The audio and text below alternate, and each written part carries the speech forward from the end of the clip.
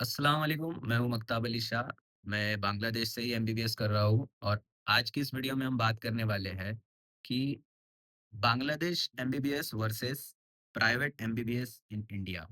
तो कुछ चीज़ें हैं जिनको कंपेयर करना बनता है और आइए देखते हैं इस वीडियो में पूरा विस्तार से क्या होगा। तो सबसे पहली चीज़ जो आ जाती है हमारे पास में कि एक स्टूडेंट अपनी जी-जान लगाकर नीट की तैयारी करता है, नीट की प्रिपरेशन करता है, लेकिन रिज़ल्ट जब आता है तो उतने उसके मार्क्स नहीं आते। मान लो जैसे 150 आ गए और 200 आ गए, किसी के 300 आ गए, लेकिन इतने मार्क्स पे एक गवर्नमेंट सीट मिलना असंभव है। कि ऐसे स्टूडेंट्स के पास फिर कुछ रास्ते आते हैं, जैसे कि एक होता है उनके पास ऑप्शन कि प्राइवेट मेडिकल कॉलेज में वो एडमिशन ले लें या फिर वो अब्रॉड से एमबीबीएस करें। और इसके अलावा भी उनके पास कई सारे ऑप्शंस होते हैं, जैसे इंडिया में रहकर ही बीएएमएस, बीएचएमएस, बीयूएमएस, बीएनवाईएस भी एक होता है, ये भी मैंने देखा है। तो कई सारे ऑप्शंस होते हैं, लेकिन अगर एमबीबीएस करना चाहते हैं अब्रॉड से, तो उनके पास कई सारी कंट्रीज़ भी आ जाती है, फिर Russia, China, Kyrgyzstan, Kazakhstan, Bangladesh. लेकिन अब यहाँ पर एक पॉइंट आता है, उन जो पेरेंट्स होते हैं, ये सोचते हैं कि 1 साल और उनका स्टूडेंट जो है, बच्चा जो है वो क्रैक कर देगा नीट। जो कि काफ़ी हद तक उनकी अगर इतनी पॉज़िटिव सोच है, तो कर भी ले, लेकिन अब होता क्या है कि 1 साल और प्रिपेयर करना, फिर नीट देना, फिर पास होऊँगा, नहीं होऊँगा वो उसकी कोई उतनी वो नहीं होती है, अगर अब डिपेंड करता है प्रिपरेशन कैसी है। तो मेरा ये कहना है कि इतना मेहनत कि आप दोबारा तैयारी करो, दोबारा नीट दो, उससे अच्छा आप एमबीबीएस इन बांग्लादेश चूज़ करो। क्यों? इसके पीछे रीज़न है, क्योंकि अगर आप 1 साल तैयारी और करके नीट दे दें, तो आपका 1 साल गया। उससे बेहतर अगर आप यहाँ बांग्लादेश में आकर उसी को आप कर लेते, अगर एडमिशन ले लेते और 1 साल अपना निकाल लेते, तो वो टाइम आपने एमबीबीएस का अपना एक हिस्सा आपने कंप्लीट किया। तो ये तो हो गई इससे इससे रिलेटेड बात। कंपैरिज़न की बात अगर करें, तो इंडिया में अगर प्राइवेट एमबीबीएस की अगर फीस देखें, तो 60 लाख से लेकर 1 करोड़ 20 लाख के बीच वैरी करती है। कॉलेज टू कॉलेज डिपेंड करेगा क्या फीस रहेंगी इस रेंज के बीच में। वहीं अगर बांग्लादेश में देखा जाए, तो बांग्लादेश के अंदर 32 टू 40 लैक्स के अंदर, इस रेंज के अंदर आप अपना एमबीबीएस कंप्लीट कर सकते हैं। दूसरी चीज़, इंडिया के अंदर डोनेशन फीस हिडन होते हैं, जो कि बच्चा जब एडमिशन ले लेता है, उसके बाद उसको देने पड़ते हैं। लिविंग कॉस्ट भी इंडिया के अंदर हाई लिविंग कॉस्ट है। सिटीज़ के अंदर बहुत ज़्यादा खर्चा होता है। वहीं अगर बांग्लादेश के अंदर अगर बच्चा आता है, स्टूडेंट आता है और यहाँ पर रहता है, तो उसको उतना ज़्यादा खर्चा भी नहीं करना पड़ता। आराम से अपना खर्चा निकाल लेते हैं। एक चीज़ और देखी जाती है कि जो आने-जाने का जो खर्चा है, बीच-बीच में छुट्टियाँ भी मिलती है, हॉलिडेज़, तो उसमें जब आने-जाने की जो अपनी फ्लाइट टिकट होती है, उसकी फ्लाइट टिकट भी कम लगती है। इतना ज़्यादा महँगी फ्लाइट टिकट्स नहीं होती, बांग्लादेश से इंडिया, इंडिया से बांग्लादेश आने के लिए। वहीं अगर देखा जाए कज़ाकिस्तान, किर्गिस्तान, रशिया, इनकी फ्लाइट टिकट्स ज़्यादा महँगी होती है, मतलब उतना ज़्यादा आपको फिर खर्चा करना पड़ता है, उस हिसाब से अपना बजट रखना पड़ता है। तो यहाँ पर कम में हो जाता है।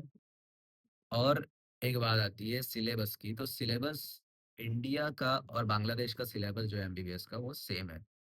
ऑलमोस्ट सिमिलर होता है, जिसकी वजह से एफएमजी पास करने में भी काफ़ी आसानी होती है। उसका जब एग्ज़ाम देते हैं आप एफएमजी का, तो काफ़ी अच्छे तरीके से प्रिपेयर भी कर पाते हैं और कई सारे बच्चे पास भी कर लेते हैं। एफएमजी पासिंग रेट अगर देखा जाए, तो बांग्लादेश का पासिंग रेट काफ़ी ज़्यादा है। यहाँ पर जब आते हैं इंडिया से स्टूडेंट्स, एमबीबीएस अपना कंप्लीट करते हैं, डिग्री लेके जाते हैं, अपना एफएमजी देते हैं, वहाँ पर एफएमजी देकर काफ़ी अच्छा स्कोर भी कर देते हैं, पास कर लेते हैं और काफ़ी मतलब रिस्पेक्ट के साथ अपना उधर ड्यूटीज़ भी देते हैं फिर इंडिया में ही रह के। एक इम्पोर्टेंट बात क्लिनिकल एक्सपोज़र की। बांग्लादेश में जब आओगे, तो बांग्लादेश में काफ़ी अच्छा क्लिनिकल एक्सपोज़र है। बहुत ही मतलब पेशेंट फ्लो काफ़ी अच्छा होता है और जो डिसीज़ेज़ इंडिया में हैं, वही डिसीज़ेज़ आपको यहाँ पर भी देखने मिलते हैं। इसलिए जब आप यहाँ पर बांग्लादेश में अपना एमबीबीएस कंप्लीट करते हैं और इंडिया में जाते हैं, इंडिया में वहाँ प्रैक्टिस करते हैं, तो आपको कुछ ऐसा अलग सा नहीं लगता, कुछ नया नहीं लगता और क्योंकि आप उसके ऊपर प्रैक्टिस कर रहे होते हैं यहाँ पे ऑलरेडी। वो पेशेंट्स आप देख चुके होते हैं यहाँ पर, बांग्लादेश के अंदर ही।